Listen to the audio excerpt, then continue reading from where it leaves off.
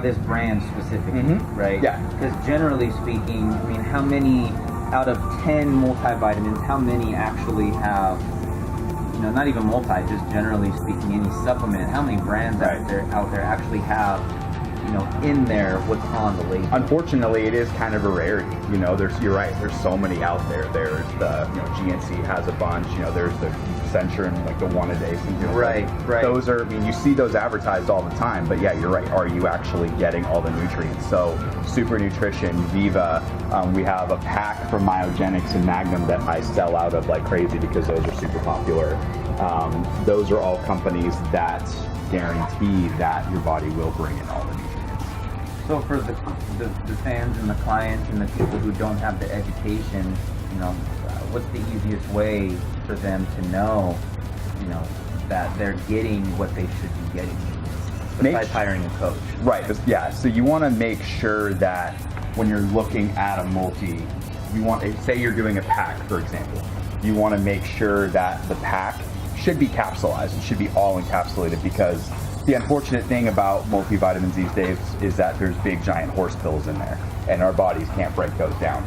So what one of our companies, Magnum, did, it's called the primer pack. They actually broke it down all encapsulated so that your body will absorb all the ingredients. In theory, if you actually dump the pack into a glass of water, it would all break down. And the only thing that's not a capsule is the liquid gel, which is fish oil. So that one has really taken off because of that. That's kind of the thing, you know, and you want to make sure that if you're just doing a one a day, cover all your bases. You know, you want to make sure it has the vitamin Bs, the vitamin Ds, the calciums, all those necessary nutrients and minerals that you should be getting from a multi. Granted, we get a lot of this from food, but that's why people take a multi, so that they can cover what they're not getting. They don't have to eat all that. Right. That's why green supplements have gained popularity, is because a lot of people don't eat all their veggies. So the cytogreens, that has the chlorophyll, the spirulina, those dark leafy greens that would have all those powerful antioxidants. Even if you did eat your veggies, you don't necessarily get all the minerals and nutrients through those vegetables that you would through something simple like this. Right, and those can be taken any time of day. They're non-stimulant. A cool thing that I really like to do is to throw it in my post-workout shake, because you know your body creates a very acidic environment while you're training, so throwing that in there actually helps balance out your pH, and it helps with recovery. Plus, it's a great immune system boost. Awesome. Yeah, this time of year too, you need all the help you can get. Awesome. Okay, now protein powders. Yeah. The Muscle Matrix and the Isoflex. Can you tell me, as far as like a client?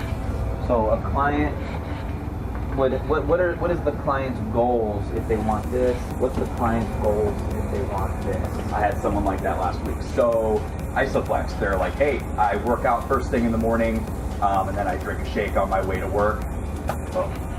So then another client could be, hey, so I work out maybe late afternoon, I'm trying to incorporate more protein into my diet, I need something a little more sustainable.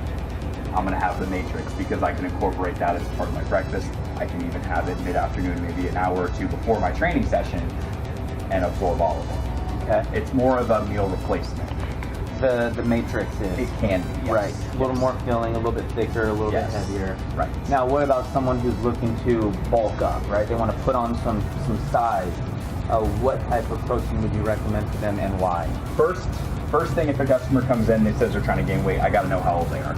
Because if they're a kid, I'll throw them on a weight gainer because their body can handle those extra calories.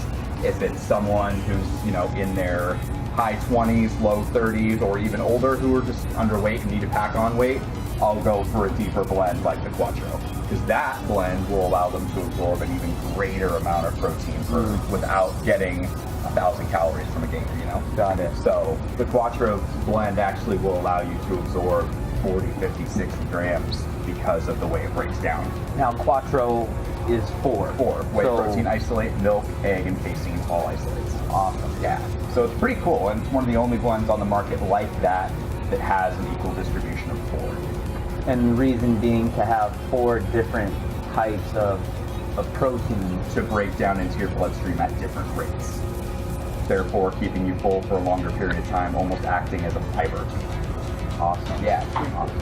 So what do you think about There's the whole nitrogen spiking, amino spiking of protein powders. It's common, unfortunately. Very common. Common, yeah. And it's one of those things where we really are on the lookout for it. You know, if we hear that a company is known for doing that, we won't carry them anymore. If we're carrying it, we'll get rid of it.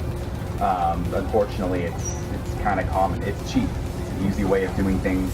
A company will throw a low-grade amino acid into their blend to make it taste great, but then if someone actually knows how to read a label, they'll look at it and be like, wait, this isn't quite right. There are some people out there that believe that maybe you don't need to supplement a branched chain amino acid if you're getting enough protein. There's a lot of people that think that. I agree, but I'm also someone who's been stuck on aminos for years. So I'm a firm believer in that they help your recovery, that your muscular endurance throughout your workout is great, muscle fullness is great if you're taking the right ones. Plus, yeah, it does help with your protein intake. Why are aminos, besides the performance enhancer or muscle hardness, what else does a branched chain amino acid do for us that just a protein won't? Because a lot of times, if a company puts protein in their aminos, putting the right amount in there is expensive too. So not a lot of companies will give you the full dose that you need. You see a lot of ones that have like maybe a gram or two per scoop of like 25 grams of isolated protein, right. But it's dosed very low. The leucine probably isn't where it should be, so that's why these come into play. They make unflavored ones that you can dump in there with your protein shake to get the right amount of branched chain amino acids. So even though it's like a post-workout protein shake and it has amino acids in it, usually there's not enough of those aminos Typically, to build that new muscle protein Typically, that we want, right? Yeah. And you're going to get your aminos via some food sources too. Sure. But I just always believe that these really help. Now, can it hurt to have too many amino acids? Not really, because it's not like a nutrient that your body's going to store. If it doesn't use, you'll just get rid of it. Out, yeah, right? exactly. Now, which ones would you recommend if you were to say like the top two on the shelf? The top two on the shelves right now, I would say, well, the Evogen AminoJect is one. That one sells very fast. Typically the ones that have glutamine in it too, to be honest with you, are the ones that sell the most. So the AminoJect, the NutriBio Intrablast, the Global Formulas BioRepair. The Repair is super popular because it is a 3-to-1 ratio of branched chain amino acids, and it's unique because it's chelated, meaning it's bonded with magnesium, so it actually absorbs into your system a little bit quicker. So there's no need to take as big a dose. Okay, now if it's a glutamine, right? Yes, and there's glutamine built into it. So now, does your body tend to retain or store any kind of water intracellularly or intramuscularly, or does that not really play a role? That doesn't typically play a role. So pre-workouts. Yeah. There's non-stimulant. Mhm. There's stimulant. Mm-hmm. There's crazy pumps, right? How do you know? I have clients who train in the evenings. Like they want the energy for the workout, but then they don't want that cracked out feeling to where they're up until 4 o'clock in the morning. Right. So for those types of people, what type of pre-workout would you recommend and why? It's super common. That's actually one of the biggest things that I hear when it comes to pre-workouts is, hey, I work out at 5 or 6 in the afternoon. I've already had coffee in the morning. I don't want any more caffeine. I don't want it to keep me up. So I typically won't recommend anything over 150 milligrams, if not less. So the Inspired Nutraceuticals Devastate White Cut, that's only 100 milligrams of caffeine per scoop. But you still get the 6 grams of citrulline, you're still getting the beta-alanine, so you're still going to get the necessary ingredients for a good pump and focus without being stimmed out of your mind. Now what about caffeine-free?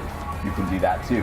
And the basis of a caffeine-free workout is to get the pump, get the blood flow, get the endurance, but not consume stimulants so that you can still go to sleep at the end of the night. And a big thing with people with non-stimulant free workouts is they're like, they don't work. I'm like, well, they work. You're just so used to feeling caffeine that you need to actually give it a chance to really feel it. Or what about those people who don't want coffee, they can't handle it, their puppy heart just gets racing, or they're very sensitive to that stuff, and so they just don't want something with caffeine in it. Are there still pre-workout supplements that they could take? There are, yeah, and some of those hang out over here. We usually keep the non-stimulant ones over here. So one of the strongest pre-workouts that we have is the Global Formula Super Freak OMG. This company also makes the Pumped. And this is the same exact formula as Super Freak, Evening workout. minus caffeine or focus ingredients that also act as stimulants. So amp citrate, 1,3-DMA, those act as central nervous system stimulants, which can keep you up just like caffeine can. So they put the whole blend on there, still getting that huge hit of citrulline, still getting the huge hit of beta, the norvaline, the agmatine. But yeah, like you said, like it shows on the front, evening workout, so no caffeine whatsoever. That's huge. Okay, now if you were to show me your number 1, number 2 pre-workout supplement, what are they and why? Number 1 is Super Freak OMB. It has been for a long time. It's because it's a rare formula, to be honest with you. There's not a lot of companies that are willing to put the amount of ingredients that are in OMB in a pre-workout. 1, it's expensive. And 2, I think a lot of companies they don't need to do it. They're just like, oh, we'll chuck a lot of caffeine in there and that'll make the consumer feel like it's getting the job done. But as you know too, caffeine is a vasoconstrictor. So you want to have enough pump ingredients in there to counteract that. So give you a good pump whilst having a high caffeine level. Right. You know, because if you just put 450 milligrams of caffeine in a pre without anything to back it up, you're up and down. Crashing. Which is why we don't necessarily want coffee before a workout. Exactly. Or we don't want something like a Monster or an energy drink before a workout. Exactly. You're getting the energy to put forth a high energy workout, but what exactly is going on inside? Correct. Right? Correct. And people forget that caffeine reacts differently in a pre-workout. It's not the same as drinking a cup of coffee. You could have a cup of coffee and be like, oh yeah, I feel that caffeine, but you put it together with all those other ingredients, it's a whole new thing. So. Now, last question. Why some people don't believe in sups? They think, oh, it's just the black market, right? Right. Do I need it? You know, what if you were to explain the benefits of a pre-workout and why someone should take it in comparison to someone maybe who doesn't take it or doesn't want to take it, right? Yeah. What are the benefits of it, and what are your thoughts on it? I'm one of those people that believes that, hey, if you have enough natural energy on your own and you don't want to take something extra, by all means, that's fine. You don't have to. But especially if you're someone who's new to the gym or new to the health and fitness world and you're trying to just stay motivated and keep part of the program. And for those who are very conscious, read the label. Just make sure you know what you're taking. If you don't know what you're taking, ask your trainer, ask the staff nutritionist that's there to make sure that you're consuming something that's good for you. Because a lot of people will just, be like, somebody's like, here, take this, and they don't know what's in it. Right. Really want to make sure they know what's in it. But the benefits of it, better blood flow throughout the workout and actually circulation throughout the day, because a lot of those ingredients will stay with you in that sense. You're going to have hydration properties in a lot of the products. Some of them have aminos in them too. Not a lot of them do, but some come with that as well. So the recovery aspect is good too. And I find that it makes it more fun. Okay, now lastly, people think, I shouldn't need a pre-workout. I should have the energy, right? So for people who don't have the energy, you recommend something like a pre-workout, right? And you can start low. Start the dose low, see how it affects your body. I recommend half scoops all the time. But then now on the flip side, people think, oh, but then it becomes kind of like a dependent, right? I now need it to have that energy, and if I don't have it, I feel like, I'm going to get a shitty workout. Right? Super common. So what do you recommend? Yeah. Cycle off. I mean, that's going to be key because cycle off. Do a container, then take a break. Basically, I always tell people at the end of the container, if you're still feeling every scoop you take, you're probably good. But when you get to the point where you're not feeling it anymore, you're taking 2 scoops, maybe more to feel it, it's time to take a break, because your body needs a break from those stimulants. So we're on it roughly 4 to 5 weeks. Right. We're off it for roughly 1 to 2. And that break is going to be different for everyone. Some people need longer. Myself, a few days is fine. If I go out of town and don't train or take a free while I'm there, I come back and take a scoop and I'm ready to go. Now, what do you recommend for someone who has that 1 week, 2 weeks off of a pre-workout so that they still can have that motivation, the energy, the focus? How do they get through that off-cycle phase? Do they just revert to a different type of caffeine for energy? Do you recommend it's just more of a mindset and a mental or maybe branch change? Right. That depends on the person too. There are some people that it's so ingrained in their routine that they need something. It's like, you know, hey, when I go to the gym, I'm drinking something. I don't want to be driving there and not. I don't want to feel like I'm not doing what I'm supposed to do. So maybe use the Evogen Carnogen non-stim. Do 2 or 3 scoops of that prior to a workout. You're stimulating energy from within Right. as opposed to a stimulant. And you're still drinking something. You're still telling That oral yourself, fixation you're still or- telling yourself that you're consuming something. Right. You know, or some people, I just say, hey, if you don't want to do anything, just have a small cup of black coffee right before the workout, because that could just give you the little bit of caffeine. Some people like to go, they like to stop. They like to go cold turkey. Yeah. I'm gonna say I'm not gonna do anything for 2 weeks, and then when I come back, it'll feel that much better. Yeah. But that's different for everyone. I've never been a fan of doing that. I've always been a fan of cycling to a different product before going no stims. Cycle to a non-stim free. Exactly. You can cycle to a non-stim free. So if you were taking Super Freak, you love the way that makes you feel, cycle over to the pumped. That way you're getting the same properties, but no caffeine. So you're technically taking a break without taking a break. Right, and the main ingredient that you need a break from is the caffeine and focus ingredients. The other stuff, like aminos, your body can handle all the It wants it time. and needs it all day long. But you know, when you start dealing with central nervous system stimulants and heavy amounts of caffeine, yes, your You body can have burn out those, can, yeah. those receptors. Yeah, your androgen right? receptors, they get burnt out. Right. Right. Yeah, that's good. Right. Exactly. And it actually it'll make you like almost nauseous. Right. Like people who take a pre-workout that has 1,3-DNA in it a lot over and over and over again, yeah, their CNS gets fried and they just start feeling like sick. Well, then they can take 5 scoops of something and not even feel it. Right, that's the common culprit with like C4. Right. Is that people stop feeling C4 after a container, and I asked them like, what do you take? They're like, oh man, I take like 3 scoops of C4. Right. I'm like, well maybe instead of doing that, you should be taking a break. Right. Yeah. You know how it goes. People always think more is better, right? Right, and that's why More. some products will get taken off the shelves. Because Overabuse it. some guy takes 4 scoops of like Jack 3D, the original Jack 3D. Some dude took 5 scoops of that, then went into cardiac arrest. Right. Then they investigated it, and the FDA is like, he was taking this, that's out of here, and they got rid of it. It's not a bad product, it's the abuse. Yeah. Just like anything. Right, exactly.